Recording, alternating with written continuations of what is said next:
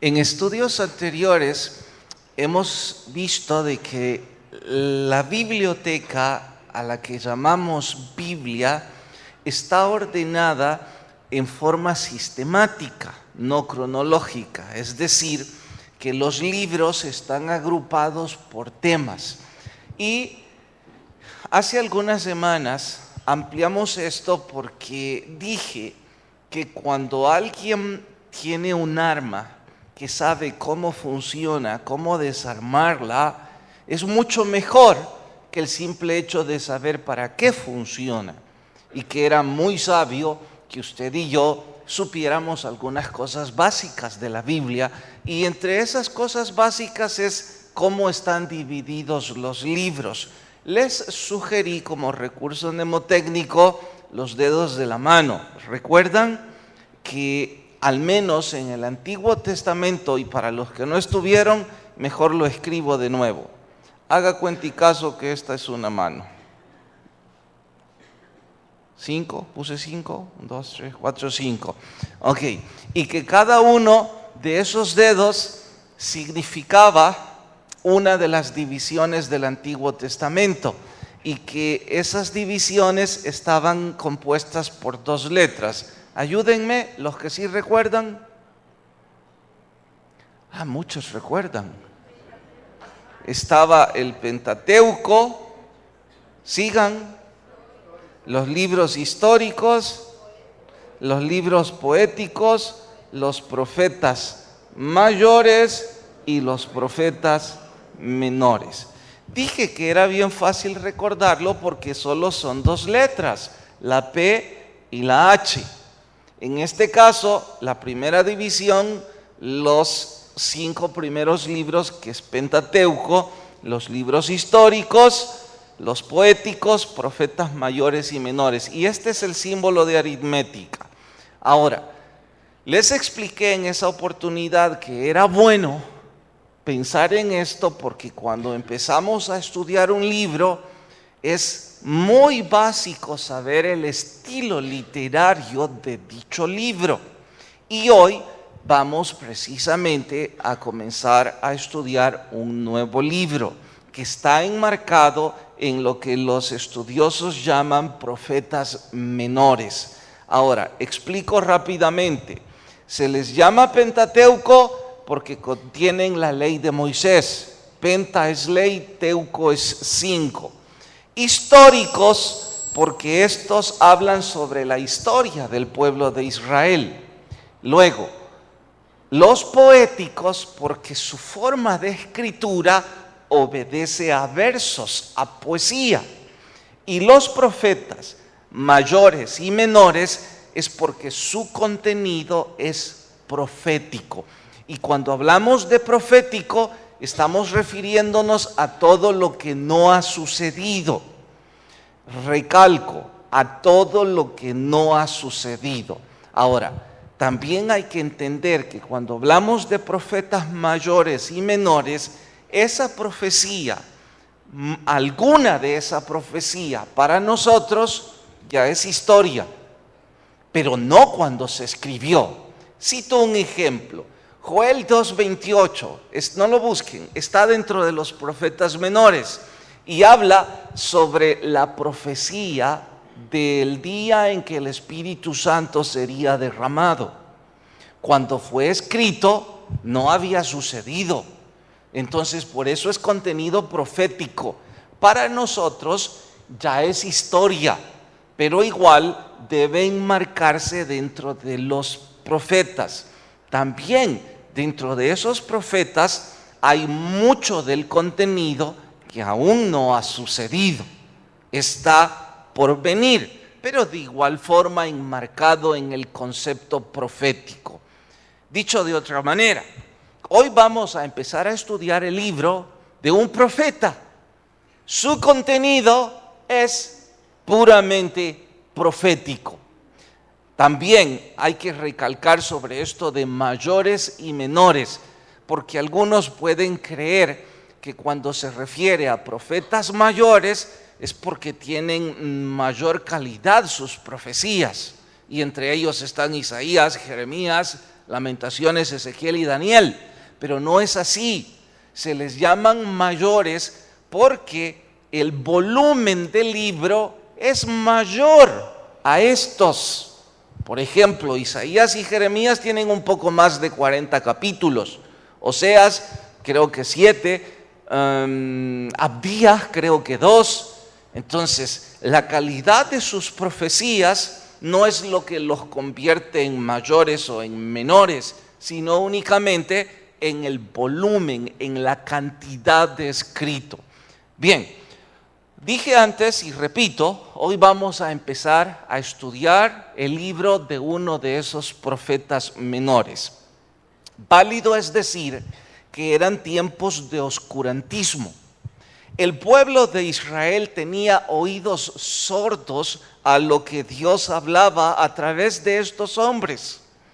Dios, en su grande misericordia, pedía a sus voceros algunos sacrificios en su manera de proclamar para que al fin el pueblo prestara atención. Algunos de esos sacrificios iban desde el hecho de pedir a un príncipe que se convirtiera en trovador, hasta el hecho de pedir al profeta Oseas, que hoy vamos a estudiar, casarse con una mujer de muy mala reputación llamada Gomer.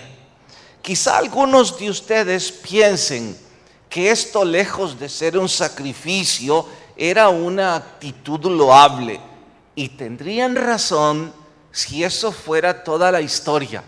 Un hombre se enamora de una mujer de mala reputación, restauran sus vidas y todo va por muy buen camino. Dije, razón tendrían en decir que esa es una actitud loable, lejos de ser un sacrificio. Sin embargo, lo que están a punto de escuchar, estoy seguro que van a compartir conmigo. Ningún hombre es capaz de hacerlo, a no ser que Dios le dé la orden y el coraje para ello.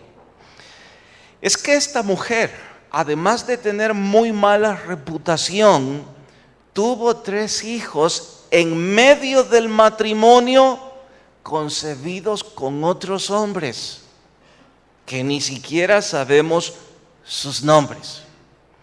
Pueden estar seguros, todo el pueblo estaba hablando de Oseas y decían cosas como: es un hombre enamorado, por eso es que soporta.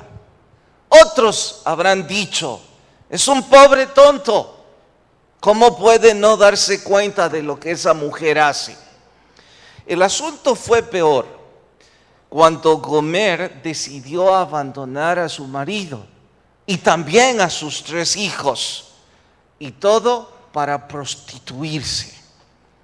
Aún sin reponerse del golpe del abandono y de las repetidas infidelidades y el cuidado de 3 niños que no eran suyos, Oseas recibe 2 noticias más. La primera es que su esposa estaba en un prostíbulo, vendiendo su cuerpo por puro placer. Y la segunda, y aunque ustedes no lo crean, Dios le ordena a Oseas que vaya al prostíbulo, la redima, eso significa que la compre a sus esclavizadores, la reciba de nuevo en el hogar y que la ame como si nada hubiera sucedido. Les dije antes, si Dios no le da la fortaleza a Oseas para hacer esto, en su sano juicio difícilmente un hombre sería capaz de algo como esto. Como deducirán, cuando Oseas obedeció la orden de Dios, se convirtió en el plato fuerte de todo el pueblo. Ya antes hablaban, pero ahora era mucho peor. Algunos consternados decían: no entiendo por qué Oseas hace esto. Él es un líder religioso, esto no se ve bien. No habla bien ni de él como hombre, ni de él como representante de la religión. Ese fue el momento que ardió para que todos hablaran y a voces, pero muy, muy en secreto, estuviesen pidiendo una explicación. Claro, la explicación se veía venir, porque todo el pueblo exigía una. Y fue ese el preciso momento en donde Oseas toma el púlpito y gritando a los cuatro vientos dice: de la misma manera que Gomer se ha prostituido, todos sabían eso, era el plato fuerte. De esa misma manera en que mi mujer se ha prostituido, ustedes, dice Dios, mi pueblo se ha prostituido tras otros dioses. Pero dice Dios, recalca Oseas, que de la misma manera en como me ordenó redimirla y amarla, si ustedes se vuelven a Dios, Dios se volverá a ustedes. Este es el mensaje de Dios y esta es la razón de mi conducta. Con tan vívida ilustración, el pueblo entendió muy bien el mensaje. Y verán ustedes que el mensaje de Dios no es muy diferente para nuestros días. Estoy más en el sermón de hoy titulado Luna de miel amarga. Vayan a Oseas capítulo 1 y por favor se ponen de pie cuando encuentren la cita. Oseas está después de Daniel y Daniel está antes de Ezequiel. En el índice es fácil que lo hallen. Temo que algunos nunca han abierto ese libro y está pegada a su página ahí. Oseas capítulo 1. ¿Todos listos? Dice verso 1: palabra de Jehová que vino a Oseas, hijo de Beeri, en días de Usías, de Jotán, Acaz, Ezequías, reyes de Judá y de Jeroboam. El principio de la palabra de Jehová por medio de Oseas. Dijo Jehová a Oseas: ve, tómate una mujer fornicaria e hijos de fornicación, porque la tierra fornica apartándose de Dios. Fue pues y tomó Gomer, hija de Diblaín, la cual concibió y dio a luz un hijo, y le dijo Jehová: ponle por nombre Jezreel, porque de aquí a poco yo castigaré la casa de Jehová, de Jehú, por causa de la sangre de Jezreel, y haré cesar el reino de su casa. Y aquel día quebraré el arco de Israel en el valle de Jezreel. Concibió ella otra vez y dio a luz una hija y le puso Lo-ruhama, porque no me compadeceré más de la casa de Israel, sino que los quitaré del todo. Mas de la casa de Judá tendré misericordia y los salvaré por Jehová su Dios, y no los salvaré con arco, ni con espada, ni con batalla. Después de haber destetado a Lo-ruhama, concibió y dio a luz un hijo, y le puso por nombre Lo-ammi, porque vosotros no sois mi pueblo, ni yo seré vuestro Dios. Con todo será el número de los hijos de Israel como la arena del mar, no se pueden medir ni contar, y en el lugar donde les fue dicho, vosotros no sois mi pueblo, les será dicho: sois hijos del Dios viviente.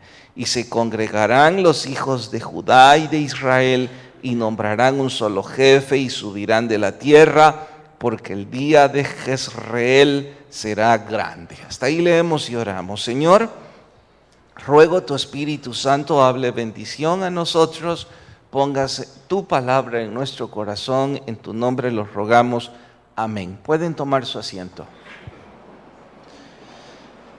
Algunas aclaraciones necesarias. Usted va a cometer un grave error si interpreta esta historia como el patrón a utilizar en casos de infidelidad. En realidad, esto es un evento muy singular, el cual creo no se puede repetir a no ser que Dios no ponga en el corazón de Oseas o alguien como Oseas la fuerza para hacerlo.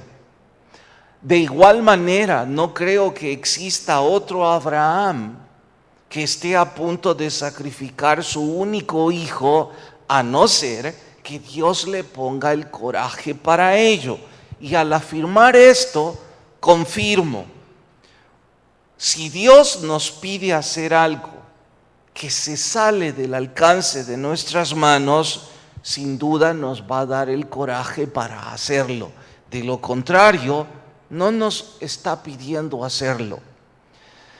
Si usted está sufriendo ahora mismo la embestida de un caso de infidelidad, sea hombre o mujer, por favor, repito, no tome esta historia como el patrón a seguir y aplicarlo a su propia vida.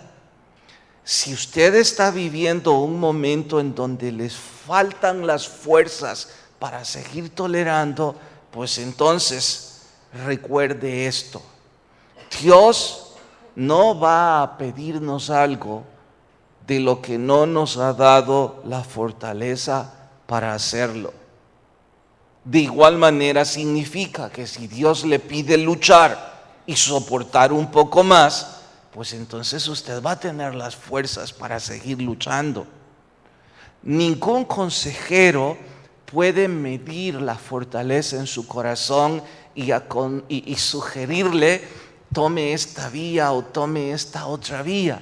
Usted puede escucharlo en forma directa de la voz del Espíritu Santo en su vida, siempre y cuando usted sea un hombre o una mujer que está leyendo la Biblia a diario, que está orando a diario, que está involucrado muy íntimamente con su Dios. Usted podrá escuchar cuál es la voluntad del Señor. Por ende, no se mueva de donde Dios le ha puesto, a no ser que Dios se lo ordene. Y si usted piensa que llegó el momento de moverse, usted sentirá la paz y la bendición de Dios en moverse. Dios no es un jefe que nos manda a hacer trabajos sin darnos las herramientas para hacerlos.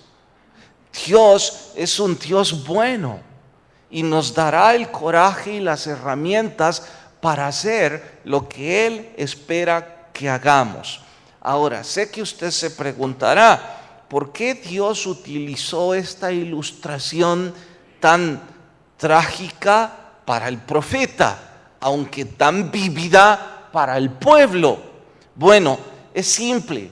Los votos matrimoniales ilustran la relación de Dios con su pueblo. En el Antiguo Testamento, cuando se habla de matrimonio, se habla de la relación de Dios con Israel. Y en el Nuevo Testamento, cuando se habla de votos matrimoniales, se ilustra con la relación entre Jesucristo y la iglesia. De la misma manera que los votos matrimoniales representan la relación espiritual, pues el adulterio también resquebraja la relación espiritual. Y en este caso, véanlo de esta forma, en este pequeñito cuadro.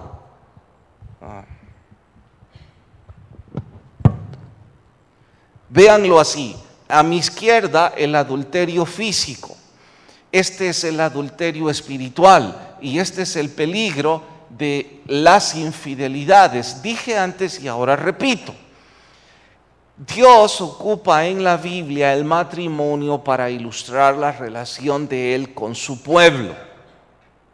Si nosotros cometemos infidelidad, este es un adulterio físico.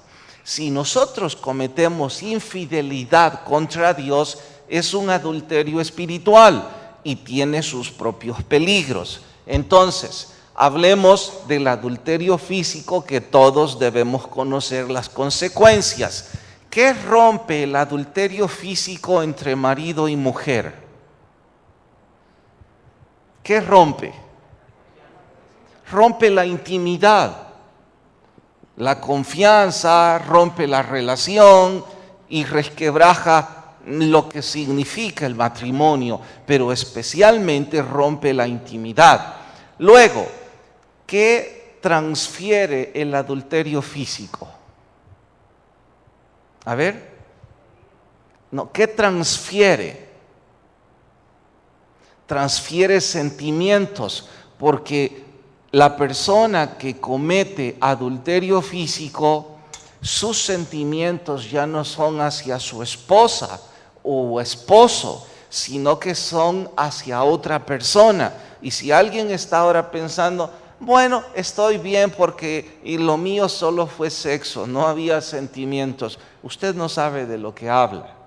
Siempre hay una relación sentimental en la copulación. Pero en fin, finalmente, ¿en qué está fundado el adulterio físico? En falsedad, en ideas necias, en algo que no tiene ningún valor moral o espiritual. Entonces, eso es lo que provoca el adulterio físico. Ahora veamos el adulterio espiritual. ¿Qué rompe? Rompe la comunión con Dios. Porque cuando alguien está siendo infiel a Dios, pues no está en comunión con Dios. ¿Qué transfiere el adulterio espiritual? También transfiere devoción, porque usted ya no tiene la devoción por respetar los valores espirituales, sino que su devoción ahora es por cualquier otro asunto, no por el Señor. ¿Y en qué está fundado el adulterio espiritual? En mentiras. Y si usted quiere una sola palabra para ilustrar el adulterio espiritual, en el caso del profeta Oseas es idolatría. Entonces, la idolatría, ¿qué provoca? Provoca que se rompa la comunión con Dios, transfiere la devoción hacia Dios en lugar de que vaya a Dios a cualquier otra falsa deidad, y todo eso son puras mentiras. Ahora, el peligro de todo esto, ¿qué es lo que sucede cuando se rompe la comunión? ¿Qué es lo que sucede cuando se rompe la intimidad? Ya no hay matrimonio. No hay familia, esto se rompe, es un peligro.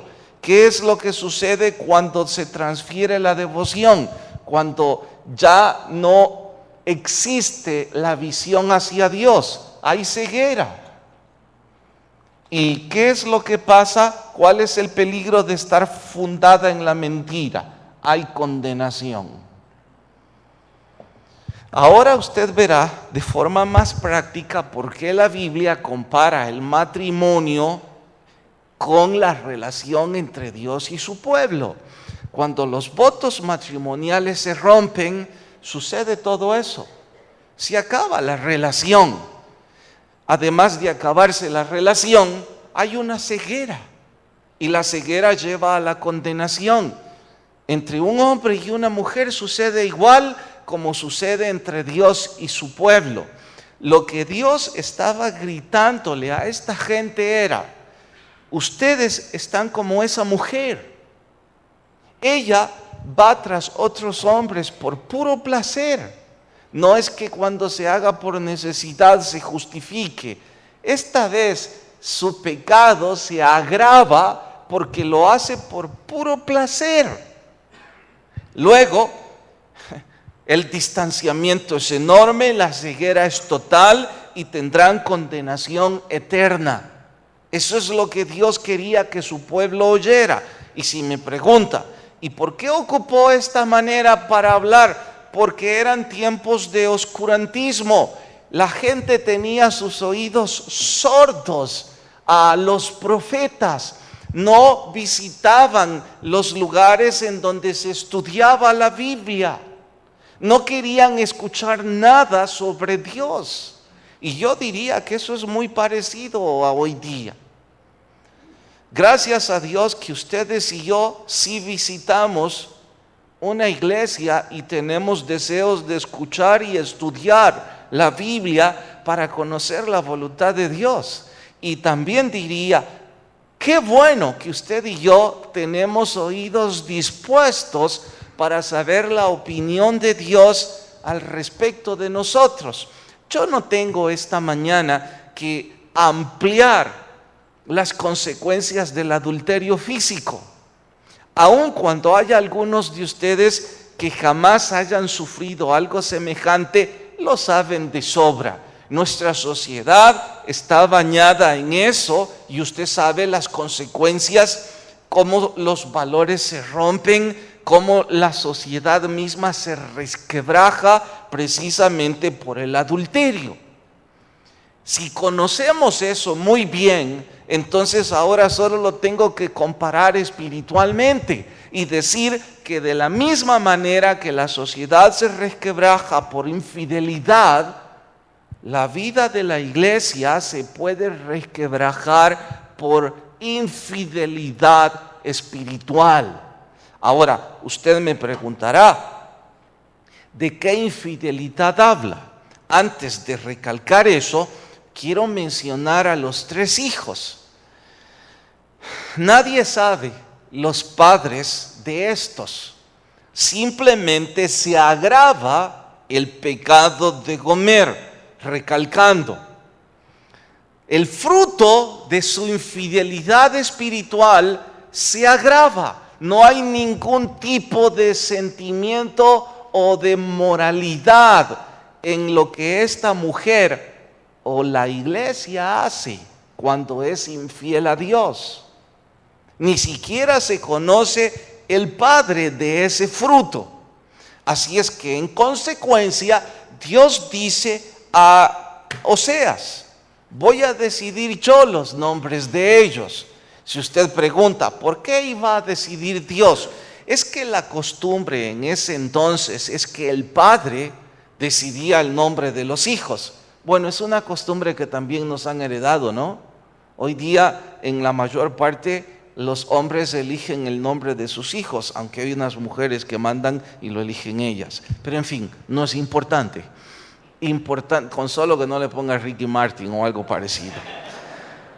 El asunto es que Dios dice: no vas a poner tú el nombre de ellos, lo voy a poner yo. Y utilizó 3 nombres que no son parte de nuestro lenguaje, y por ello es importante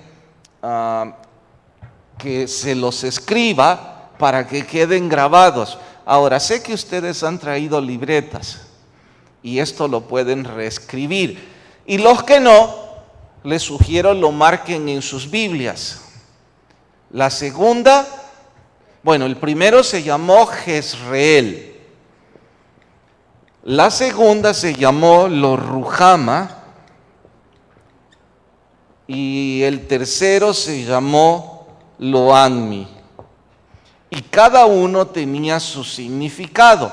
Deben saber que en la época antiguo testamentaria los nombres tenían un significado especial para el padre y en honor a ello eran puestos.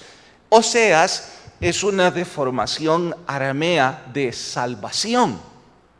El profeta Oseas fue nombrado así porque sus padres eran piadosos y Dios les puso en su corazón que a través de Oseas vendría salvación a su pueblo. De igual manera, Emmanuel, de igual manera Jesús, de igual manera Yoshua o Yeshua, etcétera, etcétera. Cada nombre antiguo testamentario tiene un significado. Quienes gustan de ello, basta con que internet se metan de nuevo a Google y pongan significado de un nombre que usted quiera y se dará gusto. A lo mejor su nombre mismo tiene algún significado y usted no sabía y usted se espanta al saberlo. O se emociona al saberlo. En este caso, los significados de estos 3, escuche: Jezreel significa venganza. Lo-Ruhama significa, díganme ustedes, está ahí, no compadecida, sin compasión. Y finalmente, Ustedes pueden buscarlo, pero factor tiempo no es mi pueblo. Bien, una vez más, Dios le dice a Oseas, tome el púlpito, porque todos se están burlando de nuevo de usted, porque usted está criando 3 hijos que no son suyos y su mujer está en ese prostíbulo. Y cuénteles a todos cómo se llaman sus hijos. Entonces, Oseas toma el púlpito, la gente, una vez más, no por necesidad, sino por pura curiosidad, dicen, ¿qué va a decir ahora este hombre? Y este hombre dice, Dios profetiza que de igual manera que ustedes son infieles como lo es mi mujer, el fruto de su adulterio redundará en mi venganza, dice Dios, y no me voy a compadecer porque ustedes no son mi pueblo. Es lo que Oseas dijo. Y tal cual lo profetizó, se cumplió. Un poco después, que esa historia no la vamos a estudiar porque no es parte de esto, uno de los imperios vecinos invadió la ciudad y devastó a este pueblo. Se los advirtió. Ahora, sé que algunos de ustedes, y con justa razón, al igual que yo, estarán preguntando, y entonces Dios, ¿por qué les manda un mensaje de destrucción? ¿Nada más para la satisfacción de que los voy a destruir por su pecado? No. Todo lo contrario. El mensaje era un poema de amor. Mire el capítulo 2, verso 14. 2:14. Dice, capítulo 2, verso 14. Pero he aquí, yo la atraeré a Gomer y la llevaré al desierto y hablaré a su corazón. Esto significa, la voy a enamorar una vez más a la adúltera. Y le daré sus viñas desde ahí y el valle de Acor por puesta de esperanza. Y ahí cantará en los tiempos de su juventud y como en el día de su subida de la tierra de Egipto. En aquel tiempo, dice Jehová, me llamarás Ishi y nunca más me llamarás Baali. Significa Ishi, mi Señor, mi esposo, no mi jefe. Está diciendo, nunca más me llamarás mi propietario, sino mi esposo. Verso 5 del capítulo 3. Capítulo 3, verso 5. Después volverán los hijos de Israel y buscarán a Jehová su Dios y a David su rey, y temerán a Jehová y su bondad en el fin de los días. ¿Qué es lo que está diciendo el profeta? Quienes de ustedes se vuelvan a Dios a pesar de su pecado, Dios se volverá a vosotros. Y aun cuando se han portado como Gomer, dice Dios, Él se compadecerá de su pueblo. Pero aquellos que no presten oídos, sufrirán venganza sin compasión, porque no son mi pueblo. Si yo aplico esta profecía a nuestro diario vivir, se acerca a decir esto, porque algunos estarán un poco cómodos diciendo, ay, al fin un sermón que no tiene nada que ver conmigo. Qué bueno si así es, pero les pregunto, ¿no llama usted infidelidad espiritual al hecho de no tener una relación íntima con Dios? Porque de eso hablamos en el primer cuadro, la intimidad con Dios. ¿Desde cuándo usted no lee la Biblia? Peor aún, le pregunto, ¿tiene Biblia? ¿Desde cuándo usted no ora? Algunos apenas y conocen el Padre Nuestro. ¿Se ha involucrado alguna vez usted en un ministerio para honrar a su Dios? ¿Le parece que eso es tener intimidad con Dios? ¿Puede usted sentirse orgulloso de decir, estoy buscando al Señor? Creo que nos sentimos orgullosos de llamarnos religiosos y ponernos cualquier tipo de nombre. Pero entre ocupar un nombre religioso y ocupar una posición espiritual cercana a Dios, hay un abismo de diferencia. Y eso solo usted lo sabe. Por otro lado, esa transferencia de afectos, deberíamos tener amor y responsabilidad hacia Dios, pero en su defecto, nuestro amor en muchos casos es hacia el dinero. Por eso vivimos trabajando día y noche para hacer más plata, disfrutarla, pero nunca tenemos tiempo para honrar a Dios. Sin dejar de mencionar que algunos esa transferencia de afecto también se desencadena en pasiones llenas de inmoralidad, rompiendo votos maritales, cometiendo fornicación o cualesquiera otro tipo de pecados que pueden llamarse placer. Entonces pregunto, ¿estamos tan distantes de este ejemplo? Y sin dejar de mencionar que el último cuadro en esa matriz era condenación.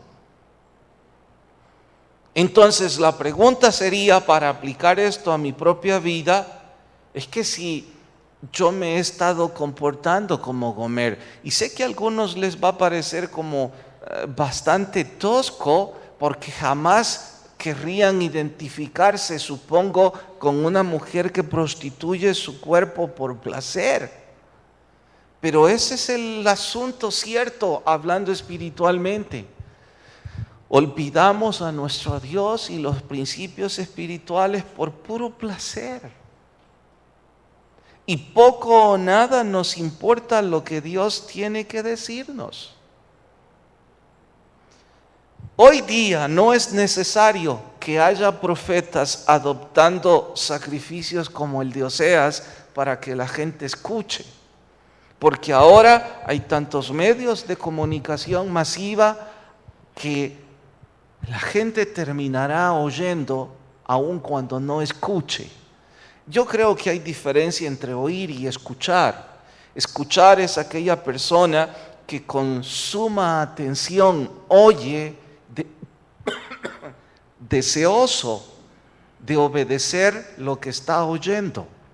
Y eso lo convierte en alguien que escucha.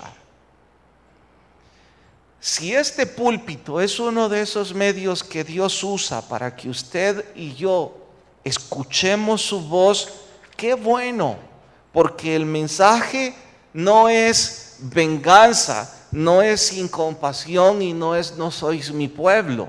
El mensaje principal de esta profecía es: volveos a mí y yo me volveré a vosotros.